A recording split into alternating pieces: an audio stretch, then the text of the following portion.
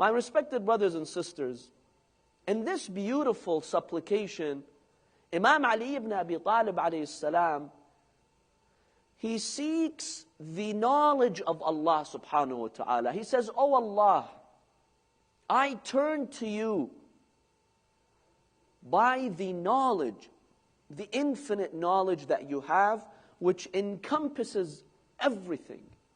Allah subhanahu wa ta'ala has knowledge of everything. If you simply look at this physical universe, it points you to the amazing, mind-boggling knowledge of Allah subhanahu wa ta'ala. A very quick example. Today, meteorologists who examine the weather systems, in order for them to give you a forecast and to try to be accurate as much as they can, you know how many millions of calculations they have to do on their supercomputers in order to give you the forecast? This weather that you see, the humidity, the temperature, the clouds, the wind speed, the wind direction, whether it's going to rain or snow, you may think this is a simple process. It's a simple system. It's a system that has billions of calculations behind it. Doesn't this prove the knowledge of Allah subhanahu wa ta'ala? That even scientists today are baffled. They're making millions of calculations and computations in their supercomputers. They still can't get it right.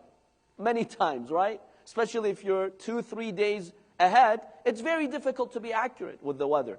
They're trying to become more and more accurate. But it tells you how complex it is. Look at the human DNA. This code that every human being has in their genes. Do you know how many letters it's composed of? Many of you know. How many letters? 3 billion. Who's this creator? What kind of knowledge does he have such that he's given every human being 3 billion unique letters? Does this not demonstrate the knowledge of Allah subhanahu wa ta'ala?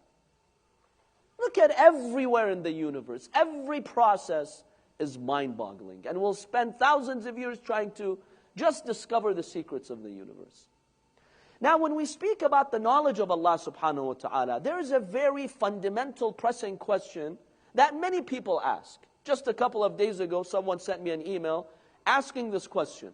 Sayyid, if Allah has infinite knowledge and He knows the future, then doesn't that mean we're predestined? God knows what I'm going to do now, 10 years from now, 20 years from now. So what's the point of this life? When God knows everything and He's predestined and predetermined everything, right? Many people ask this question. How can we address this very important question? On the one hand, Allah subhanahu wa ta'ala knows everything and He knows the future. On the other hand, we believe we have free will.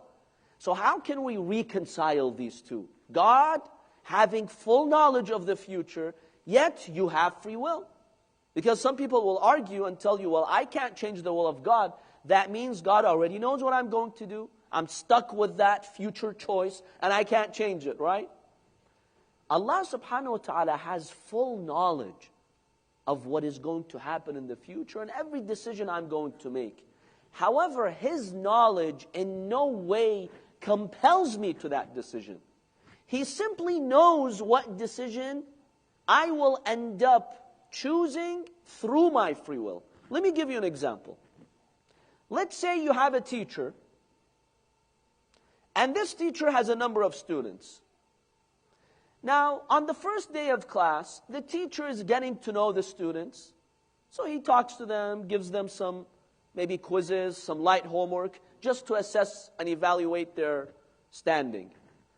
The teacher, after that class is over, goes to his friend and he tells him, that student who was sitting in that corner, I can put my hand on the Quran right now and tell you that this person will fail class. Now you tell him why. How do you have such knowledge? He's like, I know. I talked to him. He's not interested in studying. I tried to help him. I told him, I'll tutor you. I'll give you an extra push. He's just not interested. So I know for a fact he's going to fail. Now, if 6 months later that student failed, did the teacher compel him to fail? Did he force him to fail? How did he force him to fail? The teacher's knowledge did not have any direct physical impact on the child. The teacher says, I know this student. I'm giving him many chances. He's not taking them. He's not serious about his studies. So I can tell you with certainty he's going to fail. But my knowledge that he's going to fail is not forcing him to fail. It's out of his own free will and choice. It's a similar idea with Allah subhanahu wa ta'ala. Allah has knowledge, but in no way does that knowledge compel us. Now remember, with Allah's knowledge, by the way, Allah subhanahu wa ta'ala is above time.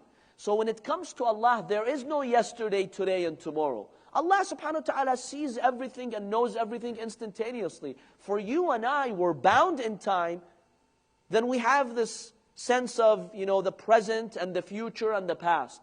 But for Allah subhanahu wa ta'ala, it's all the same. He's above time. He's not physical to experience time. Time is the result of motion. Physical objects in motion. Now I know this is a little bit difficult to grasp, but let me give you another example to further clarify this. Let's say you're sitting in a room, and there's a window, a small window, and you're looking out the window. Now, as you're looking out the window, you see a train passing by. Because your view is limited and narrow, do you see the whole train, or you just see that part of the train which is directly up in front of you? You only see that part of the train which is directly in front of you. And then you see the wagons passing by. So you see the train from beginning to end. See, that's the concept of time. Your view is very narrow, so you can only see one part of the train. Now imagine if your friend is standing on the roof of that building, and he's looking down from far, and he sees the whole train at once. Imagine that. He's seeing the whole train at once. You see the entire train. You see the difference between these two? The one who's in the room has a limited view, so you only see it step by step. That's time. 1 second after the other second. But the one who's on the roof, and he looks at the train, he sees it instantaneously, all at once. Because now his view is broad. Now Allah subhanahu wa ta'ala does not have a narrow view. Allah's knowledge is infinite. It's absolute. So He sees everything. And He knows everything. But His knowledge does not mean that we're compelled to do our choices. It's our own free will. But Allah knows how you will use your own free will. And Allah has given you a role in that. So the knowledge of Allah subhanahu wa ta'ala is all-encompassing. One final point here, my dear brothers and sisters, before we conclude. How do we access knowledge? Yes, Allah has given us paths. You have the natural sciences. You have the academic sciences. We have the knowledge that we get from the Ahlul Bayt, peace be upon them, because we believe they carry the knowledge of Allah subhanahu wa ta'ala. Allah gave us knowledge through the Prophet sallallahu alaihi wasallam and the Imams of Ahlul Bayt. The authentic, genuine knowledge comes from them. But how do I access that knowledge? In addition to studying. Some people think if you just go study and read and read and read, you get that knowledge. That's half of the equation. Do you know what the other half is?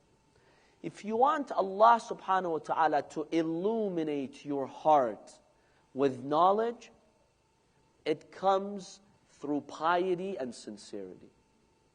Allah subhanahu wa ta'ala makes that very clear in the Holy Quran. That those who show piety, Allah subhanahu wa ta'ala grants them knowledge. And that's why there is one hadith that our scholars have accepted, states, لَيْسَ الْعِلْمُ بِكَثْرَةِ الْعِلْمِ وَالتَّعَلُّمِ. Don't think that just by reading, studying, you will get that divine knowledge. No. إِنَّمَا الْعِلْمُ نُورٌ يَقْذِفُهُ اللَّهُ فِي قَلْبِ مَنْ يَشَاءُ. The true knowledge is a divine light that Allah subhanahu wa ta'ala will deliver to your heart. But that requires sincerity. That requires piety. That requires you to be true to your faith. Then Allah subhanahu wa ta'ala will start revealing. Because there are many people throughout history. They may have been, some of them, scholars, right? Without piety, without the fear of Allah subhanahu wa ta'ala, without sincerity, knowledge can in fact take you away from Allah subhanahu wa ta'ala. Look at history. How many people use knowledge to make others deviate? The true knowledge is the one that is based on sincerity and piety. Once you study, you're serious about your studies, the academic or the religious sciences, and you have that taqwa and piety, then Allah subhanahu wa ta'ala will reveal that knowledge in your heart. We ask Allah subhanahu wa ta'ala to illuminate our hearts with His divine knowledge and to give us access to that knowledge through the path of Ahlul Bayt, peace be upon them.